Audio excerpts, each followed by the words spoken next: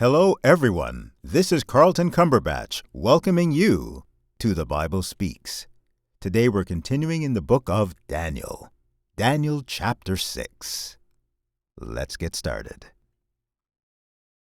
Daniel and the Lion's Den. It pleased Darius to set over the kingdom 120 satraps to be throughout the whole kingdom, and over them 3 high officials, of whom Daniel was one, to whom these satraps should give account, so that the king might suffer no loss.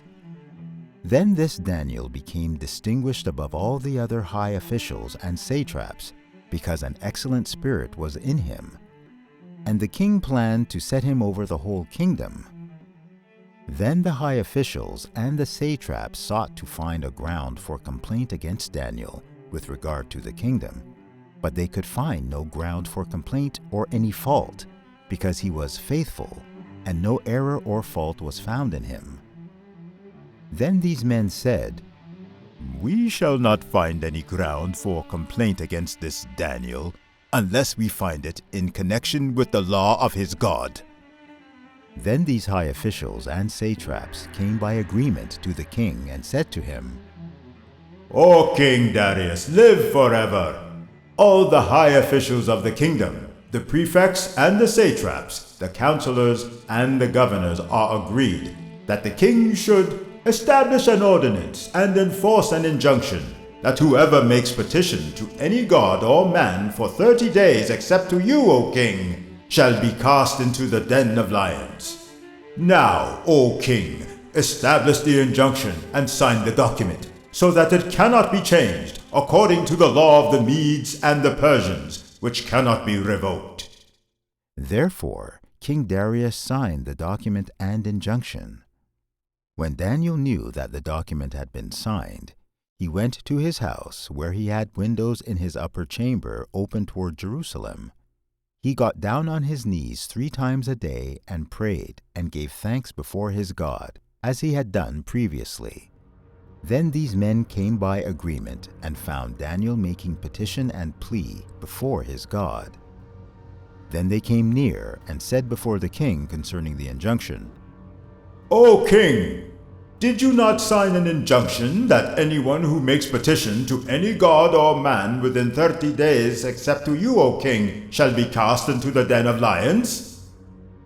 The king answered and said, "The thing stands fast according to the law of the Medes and Persians, which cannot be revoked."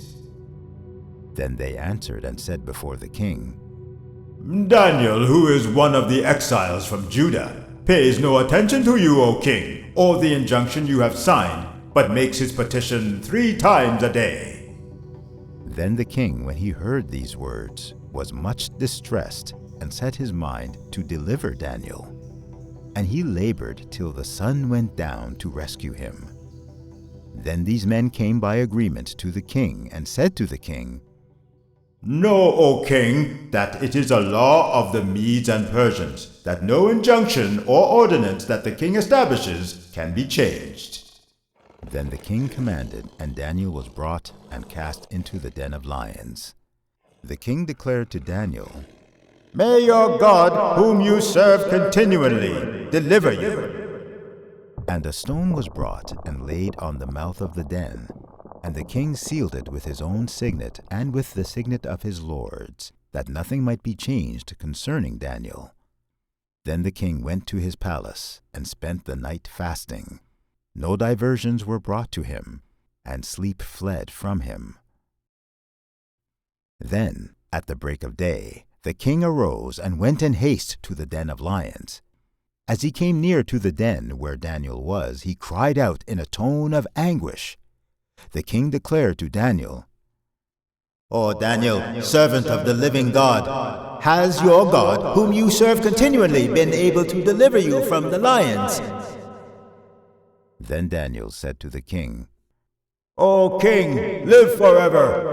My God sent his angel and shut the lions' mouths, and they have not harmed me, because I was found blameless before him, and also before you, O king, I have done no harm." Then the king was exceedingly glad, and commanded that Daniel be taken up out of the den. So Daniel was taken up out of the den, and no kind of harm was found on him, because he had trusted in his God. And the king commanded, and those men who had maliciously accused Daniel were brought and cast into the den of lions, they, their children, and their wives. And before they reached the bottom of the den, the lions overpowered them and broke all their bones in pieces. Then King Darius wrote to all the peoples, nations, and languages that dwell in all the earth, Peace be multiplied to you. I make a decree that in all my royal dominion people are to tremble and fear before the God of Daniel. For he is the living God, enduring forever. His kingdom shall never be destroyed, and his dominion shall be to the end. He delivers and rescues. He works signs and wonders in heaven and on earth. He who has saved Daniel from the power of the lions. So this Daniel prospered during the reign of Darius and the reign of Cyrus the Persian.